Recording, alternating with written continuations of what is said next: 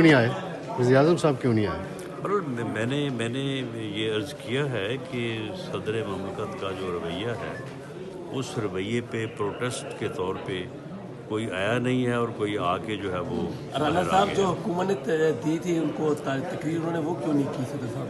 नहीं, मुझे ये नहीं मालूम कि उन्होंने जो तकरीर की है वो फिलबदी की है या गवर्नमेंट की तरफ से दी है, लेकिन रूल्स ये कहते हैं कि सदर ममलकत जो है वो तकरीर वही करते हैं जो गवर्नमेंट से अप्रूव होता है। अच्छा राना साहब ये बताइएगा कि अभी जो है वो लॉन्ग मार्च का ऐलान भी नहीं हुआ तो कंटेनर लगा दिए गए और रास्ते बंद कर दिए गए, आवाम के लिए मुश्किलात जो पैदा की जा रही हैं, ये इसकी क्या वजह है? बिल्कुल रास्ते बंद नहीं किए गए, कंटेनर्स का इंतज़ाम ज़रूर किया गया है और अगर कोई रास्ता बंद है तो मुझे बताया जाए, उसे फ़ौरन खुलवाते हैं और जब बंद किया जाएगा उस वक्त बंद किया जाएगा जब कोई इस किस्म की जो है वो सूरत हाल होगी।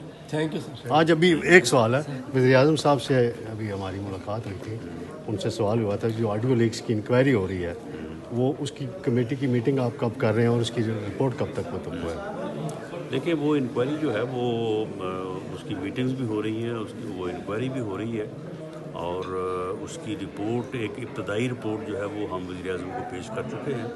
अब बाकी उसकी मुफस्सल और डिटेल रिपोर्ट जो है वो उसमें क्योंकि बहुत सारे पहलू हैं, एस्पेक्ट्स हैं, तो वो कोई बिल्कुल नहीं